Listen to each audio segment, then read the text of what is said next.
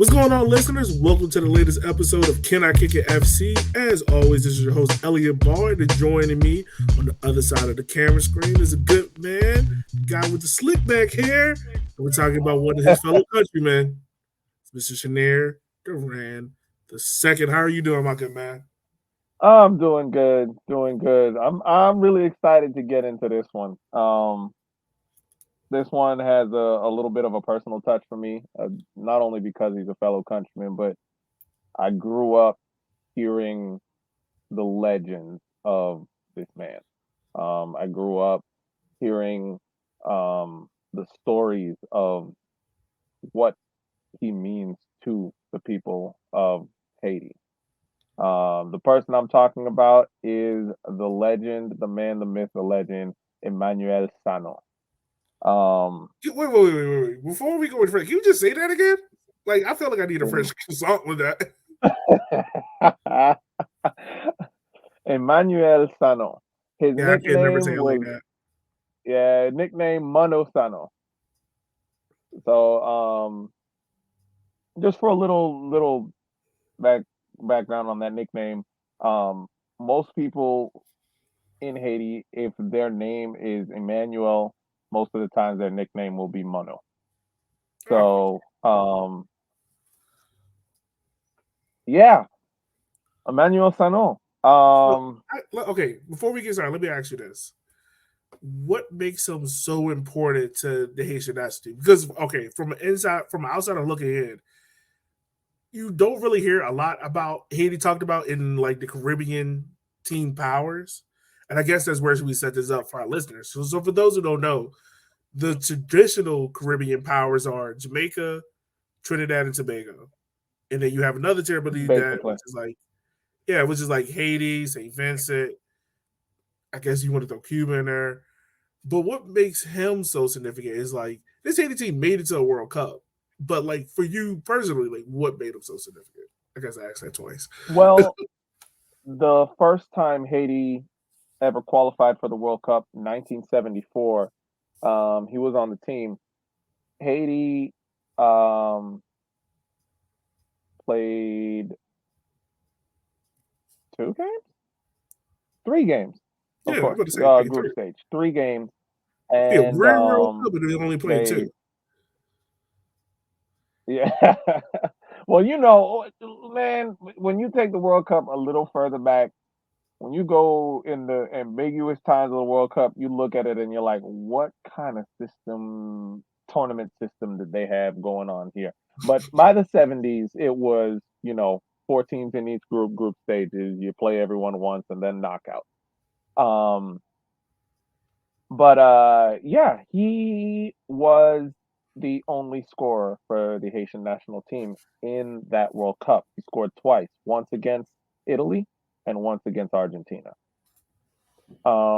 What makes him such a legend, not only in the Haitian community but also in World Cup folklore, is the fact that the first game Haiti played was against Italy, who was favored to win that World Cup. Um, they were the Giants, and now your first game of the group, Haiti versus Italy. Nobody is really hoping to see much from Haiti. No one really knows of this Haitian national team. And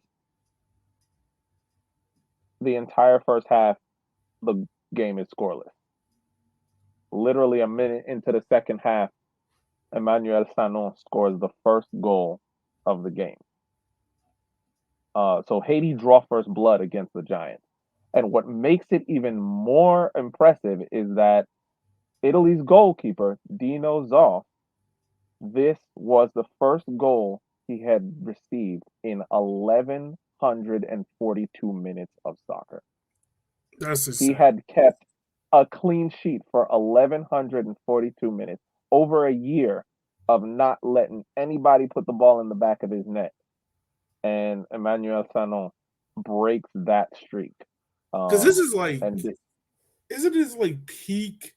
It's not Coppa but like, what's it called? The Italian defensive system. It starts with a C. Oh, it's gonna kill me. Calcinaccio? I think it is. I'm probably not saying it right, but that's like peak Italian defense, right? Where like pretty much they had like a guy in front of the goalkeeper, the back forward, just to like clean stuff out. That's insane. Exactly. Yo, I couldn't even imagine keeping a clean sheet for like 2 games in a row, let alone a whole year. Like that's insane. Yeah. So this is one thing that a lot of people didn't know, in terms of that. And it's only afterwards, after that World Cup, that a lot of the stories, especially through the media, started coming out. Because this is 1974. This is before the age of the internet, and this goal had a very big ripple effect on this World Cup. Um, but before we go into that, let's talk a little bit about Emmanuel Sano's history. Yeah. Grew up in Pétionville in Haiti, and he spent most of his career, I would say probably most of the first part of his career, prior to uh, prior to leaving the country, at Don Bosco FC, which is a fairly fairly historic club in Haiti in terms of soccer clubs. Um, After this 1974 World Cup, he starts to turn heads, and he gets signed to Belgian side Beerschot, and Which real quick, it by the way, which is hilarious because DC United's head coach comes from there, which is hilarious. I exactly. found that out Yep. rarely. Connections there. um, but in 1979, literally 5 years afterwards, he's still playing for Bisco. I think he played for them for 6 years, had 142 appearances and 43 goals.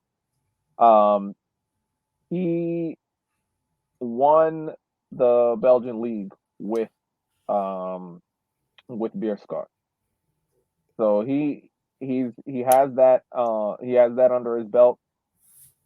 He then goes to NASL indoor club, San Diego Soccer.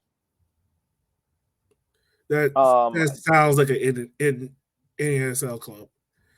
San Diego yeah, it's Soccer. an NASL club. And San Diego Soccer. And the thing is, he played there for 3 years. One of those years, between 81 and 82, San Diego Soccer's also had team, an indoor team, and he played for them as well. So he played indoor and outdoor. 31 appearances for the outdoor team, 16 goals.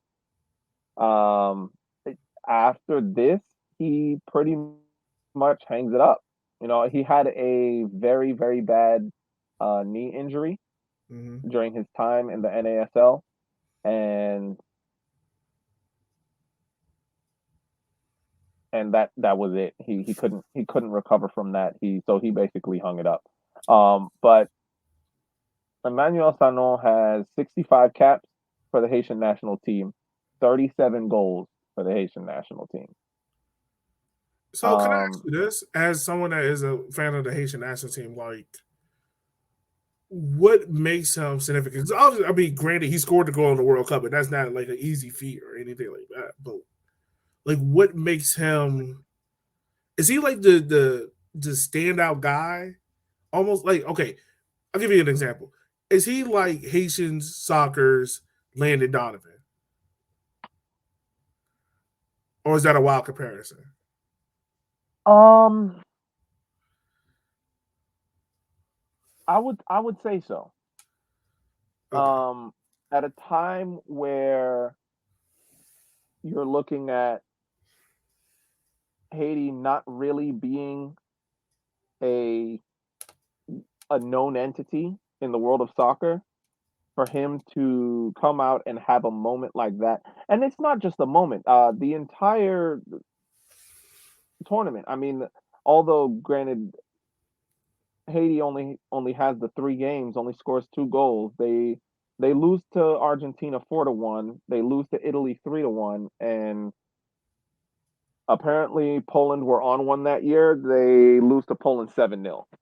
Damn. Um, yeah, I don't know what Poland drank that morning, but they were good to go. Poland during the '70s was uh, pretty legit almost because that was around like kind of like the yes, Soviet Union. that is true. They were a very solid squad around that time. Um, but to score, not only score a goal against European giant Italy, but also to score a goal against South American giants Argentina, and not just any goal. He scored a screamer against Argentina. The goal he scores against Argentina is a probably 23 yards out laser into the top corner. There's no saving. Oh, fuck. Um, yeah, he buried it. As for the goal for Italy was a breakaway, and he literally dribbles past. So he literally puts Dinos on the turf, goes around him, and puts it in an empty net. Um, so the biggest thing about this is not only the goal that he scored, but the ripple effect of it that makes him such a legend. So a few years later, there is very prominent Italian magazine that did an interview with Dino Zoff. And Dino Zoff talks about that goal and that game. And that Wait, even is this though the Mike Italy, Tyson quote? I don't know Oh, what okay. Oh, go ahead and finish. I'm gonna tell you the Mike Tyson quote. It's he hilarious. basically said that even though Italy won the game, Emmanuel Sanon's goal completely deflated the Azzurri, completely deflated the Italian team, and is the reason why they don't even go on past the group stage. So Haiti and Italy are both knocked out at the group stage, and Italy is was considered a favorite. It completely demoralized the team. It sucker punched them, and they had very poor performances against both Poland and Argentina after the Haiti game. So So, was Italy the first game of the group stage? hmm, Was Haiti's first game of the group stage against Italy? first game of the group stage was against Italy, 3-1 loss. Oh, Then yeah, yeah, I can see. It. Yeah. yeah. So now, So okay, it now it, this it brings up another question. My fault. I don't mean to keep getting. It's just questions are popping in my head. no, that's fine. This is so you mean to tell me like this guy is playing? I'm assuming for Bershka around this time, Belgium. He scores a goal against this notorious Italian defense. And you mean to tell me like no club around Europe is like, hey, like we'll sign you? Like, like, is it just a case of Oh, saying oh like, no, no, he signs for Beerschot shortly after the World Cup. So in oh, okay, '74. okay, okay, Yeah. okay, So it is that World Cup and those moments that really made people say, "Who is this guy over here?" And so, okay, that makes sense. yeah, That makes sense. Because I was gonna say, like, if this guy does this at a World Cup, you mean to tell me no other bigger club is like, hey, Lee Burns got to come to us, but since he leaves here to go to Burns, okay, that makes a lot of sense. yeah. So and Beerschot hang on to him for 6 years, Yeah. and he wins them um the Belgian league. Um, it's actually the decisive game that clinched the Belgian league for them. They win 2-1, and he Oh, scored. I think he scored one goal, the first goal, and assisted the second one in that game. oh wow. Um, yeah. So he is one thing that is very very important about Emmanuel Sanon is that beyond he he transcended the politics of Haiti. As many of you may know, Haiti has had some serious issues politically a lot of times, and he transcended that. Any political affiliation went out the window when it came to Emmanuel Sanon. Um, when he scores this goal for Haiti, the entire nation went ballistic. I Wow. mean, went crazy. The entire nation just completely went crazy. Um, one other effect that this goal had is actually a very funny one. So the defender who Emmanuel Sano beat, Luciano Spinozzi, to then get past that last line of defense. He was the last line of defense. He gets past him with pace. Luciano Spinozzi even tries to grab his jersey and everything, and he's gone. And Spinozzi's wife and Dino Zoff's wife are sisters. Oh Now, wow. after this goal goes in, and after this World Cup, and when Italy bow out of the World Cup entirely too early for the world's liking,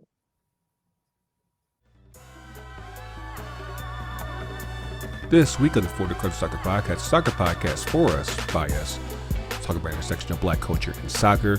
Got a special episode for you guys this week. We are joined by noted comedian Kev on stage.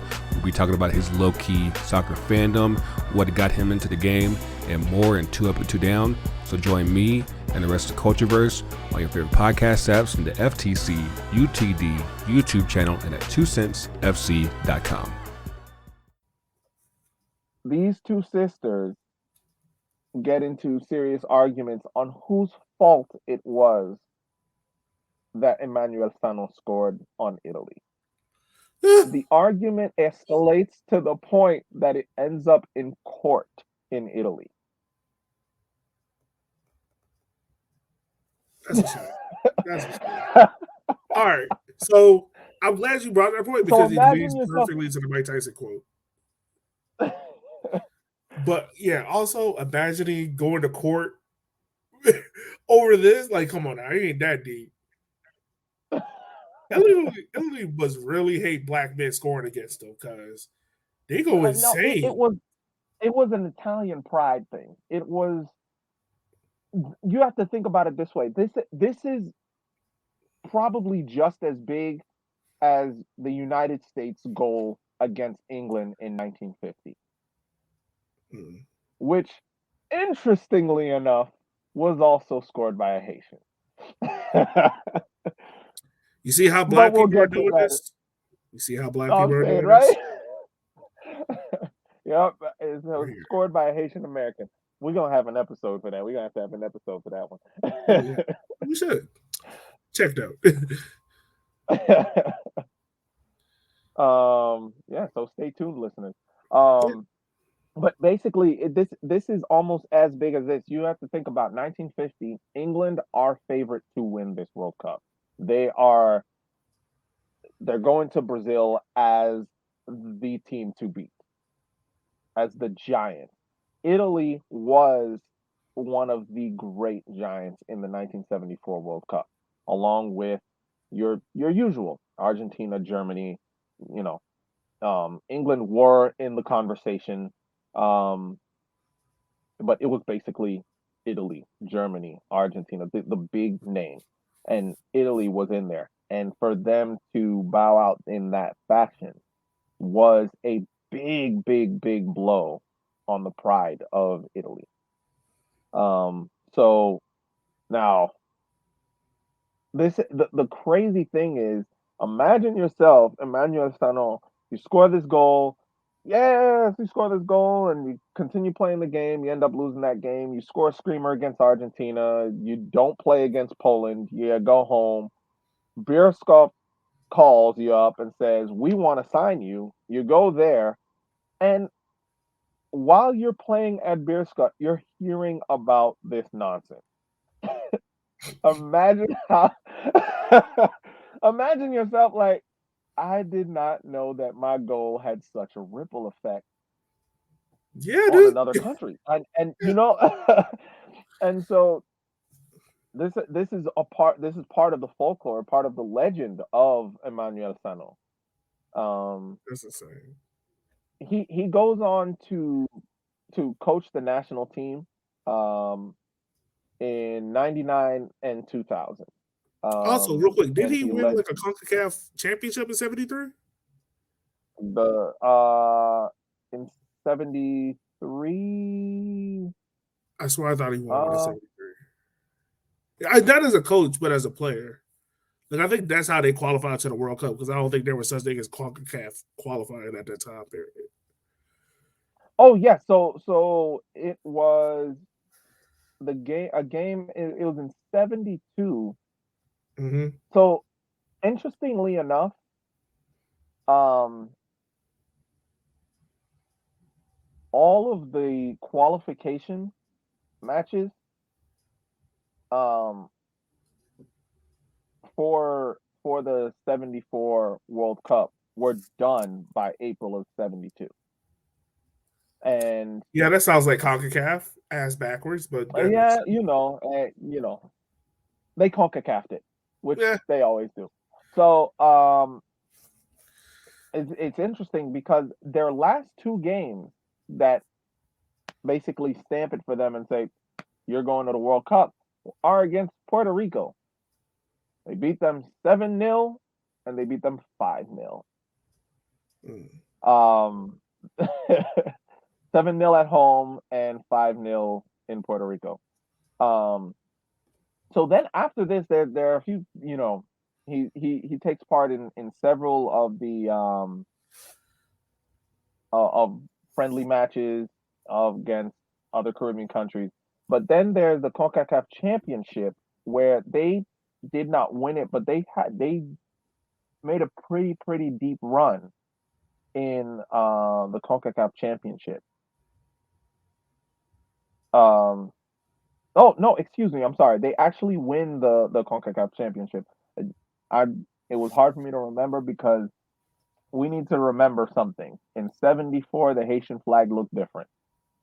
The Yeah, Haitian that's so flag true. was black and red, not blue and red, and it wasn't top and bottom, it was side to side. So yeah. Yeah, So a true. few differences. So now going through and just literally steamrolling through the CONCACAF championship, and Emmanuel Sanon played a big role in this. So one thing that right now, when the age of the internet, you're looking at, oh, you know,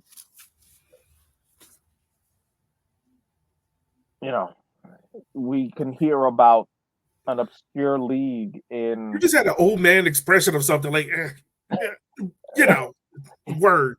you can you can hear about an obscure league in like Kazakh in like Kazakhstan or something.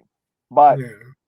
now, now in '72, '73, all of this is going on in the Caribbean, but the World Cup soccer world is not hearing about this.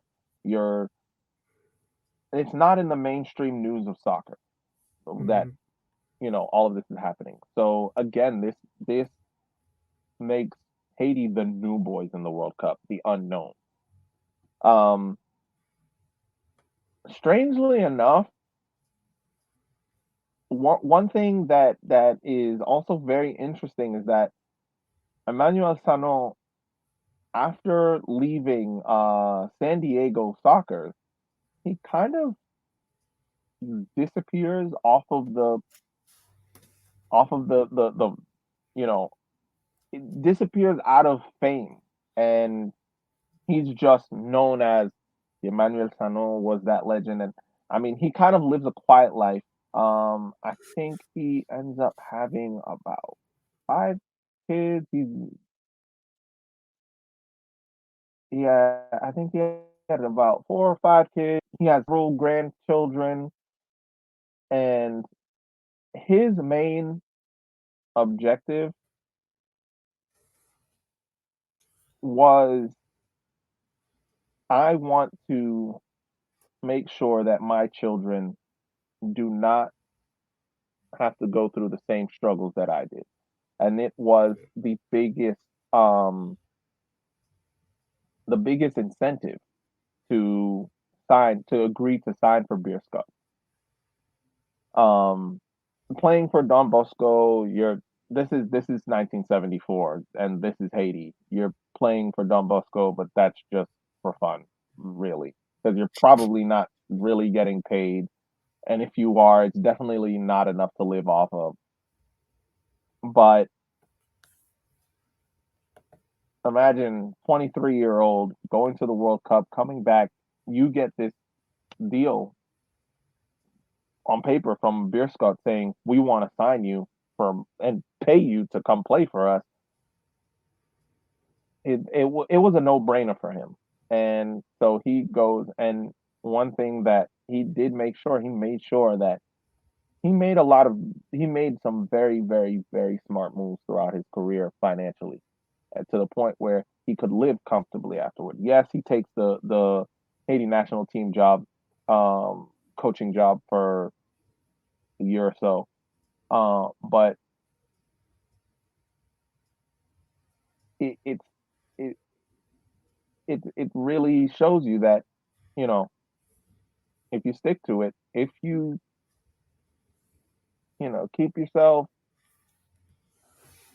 in keep your mind connected to the game, and you keep yourself straight, you can make a living off of this game.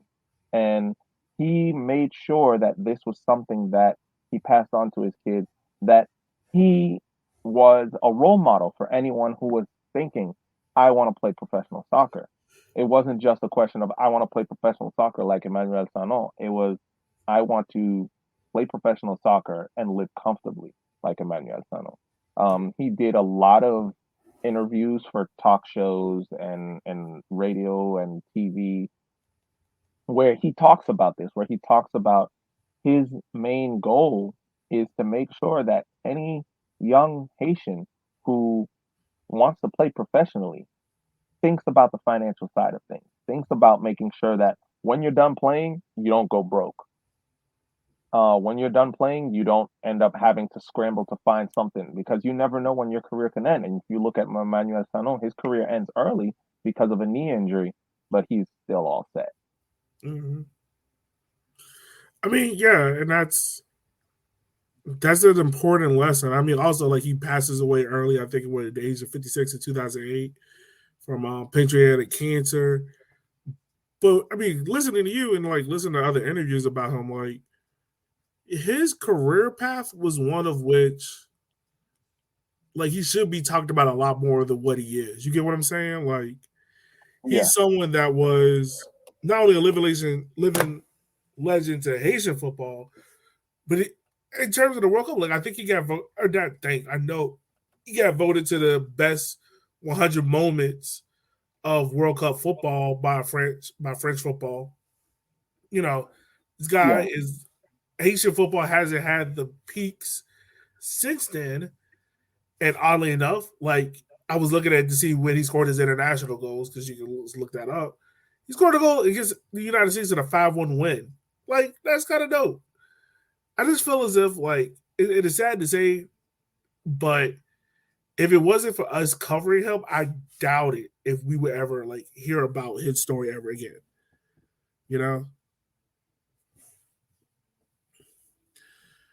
Oh, also, by the way, before I forget, I probably need to talk about this Michael Tyson story, because this is very hilarious. So, I think it was around like the late 90s or so. He was giving an interview, and he was talking about how someone was asking him, like, how was it playing against the Italian team? And he was like, it's like going up against Mike Tyson and you spill your beer on him, and you're afraid for your life because you know, like, he's going to punch me in the next week. you have like a split second to decide whether or not you're going to stand there or move. That's how it is playing against the Italian national team. Like, he was like, it was Basically. a constant fear of him getting slide tackle, him getting punched. Like, he was like, yeah, it was. I had to be on my tippy toes when I was playing against him. But yeah, I found that it's cool.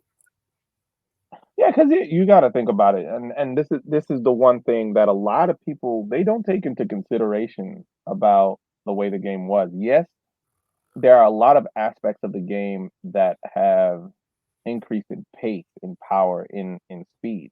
The game is way faster than it was, back in the 70s. The game is so much cleaner, flashier. But we also need to take into consideration that back then the game was a lot more brutal. Sorry. Hey, brutal's not even a word. Like, I I, always I compare it to what, mean, like, going back and look at NFL highlights back in those days to today's game, yo, everybody in the NFL would have been fined. Everybody would have been fined. Like, I can yeah. only So imagine you got to soccer. think about it. Yeah, you got to think about it. There's probably I don't think I can't remember when yellow cards and red cards were introduced to the game, but I don't think they were introduced to the game yet. They probably were, but I think they you were around that know, time. I imagine they you had to be. had to you had to practically, yeah, you had to practically kill somebody to get a yellow card. Uh, back then. Yeah, true. You're So, probably true. so yeah, so this it's interesting. To that he said this, that quote about Mike Tyson, Yeah. but So real quick, you want to take a guess at when yellow cards were introduced to the game of football? uh, probably in the 60s. You're close. You're a lot closer than what I thought you were going to be, honestly. 1970. Yeah. So 4 years before this World Cup that happened. They got introduced during the 1970 World Cup, I believe, in Mexico. Yeah, Mexico. So, Shanir, I just want to say I appreciate you leading this story because one, I did not know how to say any of these names. Two, I don't speak French. And three, you did an amazing job, man. I know this is something you're passionate about, so I'm glad that you're able to lead this conversation. You know, Yeah, definitely. This is the what one thing that will always stick in my mind is how in a lot of even here in the United States, um certain players endear themselves so much to their fan base, either club or country, that they get a chant or a yeah, song. yeah. Emmanuel Sanon got an entire song that was like played on the radio based off of him. Oh wow, And whenever he would play for the Haitian national team at the national stadium in Haiti, whenever Haiti had a home game, you would hear that chant almost throughout the entire game. And just hearing some of the stories that my mom told of her and her sister going to the stadium to watch Emmanuel Sanon play and to be in the stands and watch him do his thing on the field. It just it's something that always stuck in my mind. And so the fact that we were doing this episode, it was perfect for me. well, as always, I don't have any questions because you answered all of mine. Shanir, any last things from you, my man? um, no, not really. I mean, moral of the story with Emmanuel Sanon is stay focused and stay level. Yeah, that's it. So, as always, listeners, we want to say thank you for taking the time out of your day for listening to our show because you don't have to do that. We appreciate it. Uh, so you can follow the show on Instagram at Can I Kick It FC and on Twitter at CIKIFC. I don't know why that was twisted my tongue up like that, but hope you guys enjoy it. Happy Black History Month. Remember, it's not just one month you celebrate Black people, it's every single day, because without us, you wouldn't have most of these amazing stories. Just want to put definitely. that out there. For Shanir, this is Elliot. We'll holler at you guys later. Be easy, be safe.